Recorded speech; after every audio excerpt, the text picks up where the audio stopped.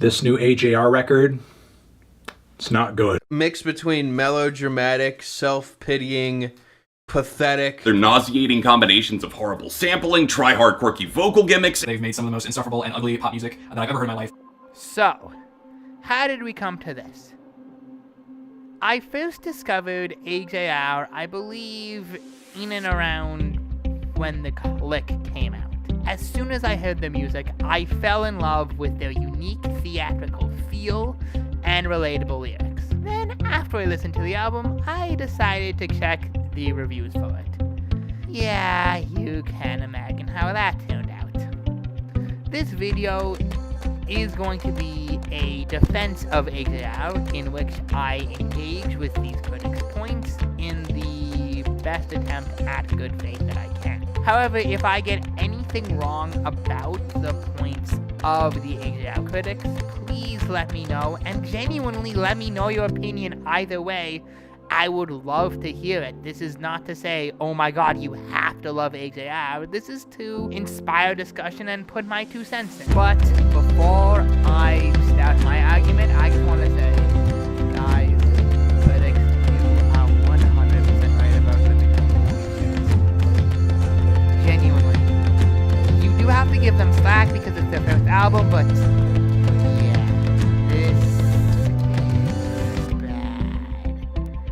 again, I don't want to convert anyone. However, if the horrible mess that was Living Room is what cemented your opinion on AJR, I do encourage you guys to give them a second chance. With any one of their later albums, I will give recommendations later in the video.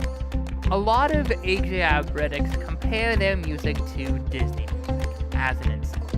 And for me personally, I don't really understand how that's an insult, especially since Disney has made some of the most influential music in the past century, honestly. Yes, their business decisions are often not the best, but as an art collective, they make absolutely fantastic works of talent. However, one thing that I see raised up over and over again in these conversations is that AJR makes music for kids. While I don't fully disagree with this, I do feel that the music appeals to young adults. However, this again I kind of see as a non-insult because kids media does not inherently mean that it's bad. Just a couple examples that I can think off the top of my head of kids media that is honestly sounds better than some of the adult media out these days. Avatar: The Last Airbender, where Louis and even like Studio Ghibli all make amazing and wonderful works of art because of the care and the effort that is put into it. I do agree that if care and effort is not put into kids media, it can come out being terrible. One look at all of the effort that AJR put into their concerts. One look at the masterclass sessions where Ryan, one of the members of the band, goes in depth into the production of the songs, and even one look into their passion when talking about their music shows that the care and the effort is absolutely there. So even though it may tend towards a younger crowd, that does not necessarily mean that it's bad. Another claim made by these critics is that not only does the orchestration suck, but the song structure is very predictable, leading to an overall bad package, if you will. And yes, unique orchestration, such as the ones in the songs like Don't Sprout My Legos and World's Smallest Violence, is very present in most of their songs. And sometimes, I'm going to admit, they make bad choices with this orchestration. Namely, earlier in their career, they tend to have the sound that goes, yep. And also in Wow I'm Not Crazy, there's this weird falsity, squeaky sound that I do not like. However, ultimately, this unique orchestration is what makes them stand out from the crowd. Moreover, many claim that the song structure is predictable.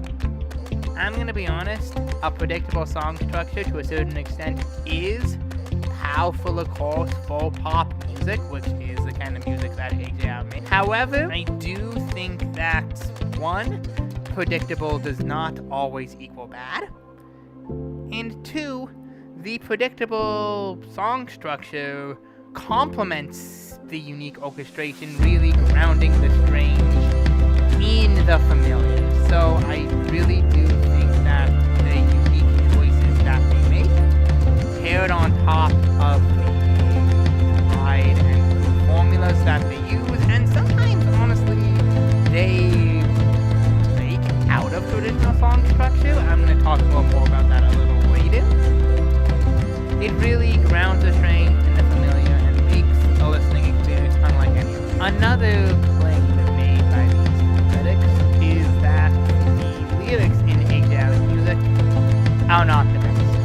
And I am not going to lie, I do not love the lyrics in their songs either. I know I'm supposed to be defending them. However, I do, at the very least, enjoy them, and I do see what they're trying to do. I'm not going to claim that they are some master wordsmiths. At worst, they can be just filler for the beat. Some examples of this are a lot of songs off of The Click, such as Weak and 330. However, even at their best, they are straightforward. Again, not a bad thing. A lot of songs use complex metaphors to talk about their even more complex subject matter, and there I do feel is a time and a place for this. This does not always mean bad, and I sometimes really enjoy how these artists use language to express their points. However, it is refreshing to see topics such as divorce, parent death, and mental health be discussed so relatably and straightforward. And yes, you heard me right, they do discuss these very mature topics, and while they always don't hit a home run, I do always see an attempt to handle these topics with a sense of knowledge and relatability. As well, they are self-aware of their reputation with being a band focused around howdy songs.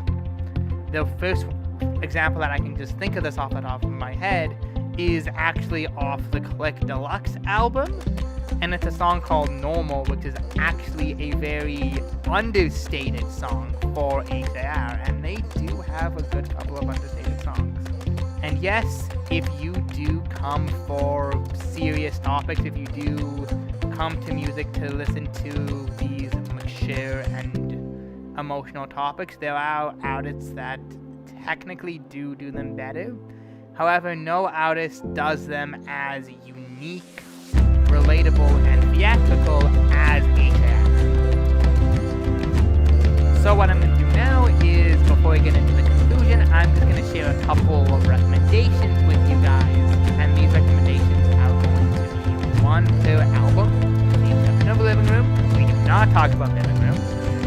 And with these recommendations, how they're going to kind of work is I picked some of them just because I like the songs, and some of them I picked because they really show a different perspective of what AJR can be. The first one off the Click that I'm going to share is called Call My Dad.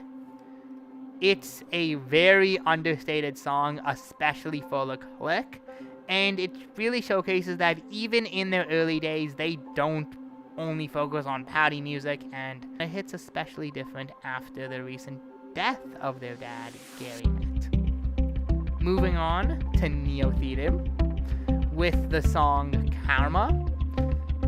AJR themselves admit that this song is the song that most influenced their music after Neo Theater. I would argue that this is their first deep dive into mental health with amazing orchestral production. I'm gonna say if you wanna find a good place to start with AJR, start with Karma and start with Neo Theater. And I'm not biased. and that is my favorite album. Anyhow, with OK Orchestra, I would say the song Adventure Is Out There. That is another understated song with understated production. I'm gonna say again, the lyric, I personally love them. It tells a little story about lost socks. I can see that critics would call this one childish and cutesy. However, it's part of the charm of the song, in my opinion. And in terms of the most recent album, Maybe Man, I would recommend the song Steve's Going to London. With this song, I feel it's the most experimental that they've made so far. They experiment with song structure, they experiment with orchestration, and they just make a really unique listening experience. It's like 5 minutes long. It's really good.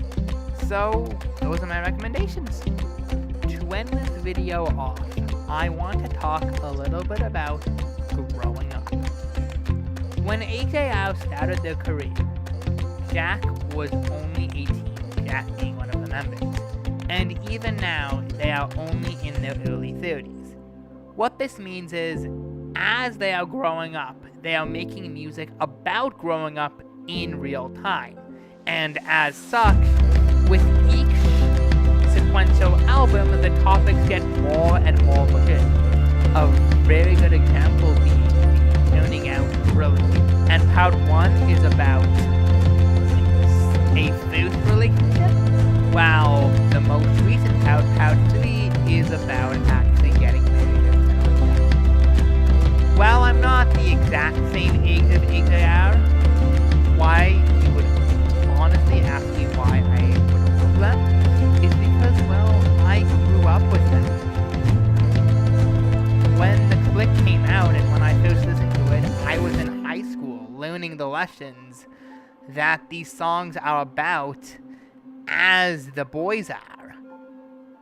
And you don't have to love AJR. You don't even have to like their music, but you have to appreciate that they are learning their lessons, they are growing up, and they are sharing these lessons with all of us in such a fun and amazing way. And in a world of vapid pop music where everything seems to be the same as everything else, it's nice to see bands doing something different. And if AJR, you somehow are watching this, thank you so much for your amazing music. And of course, we can't wait to see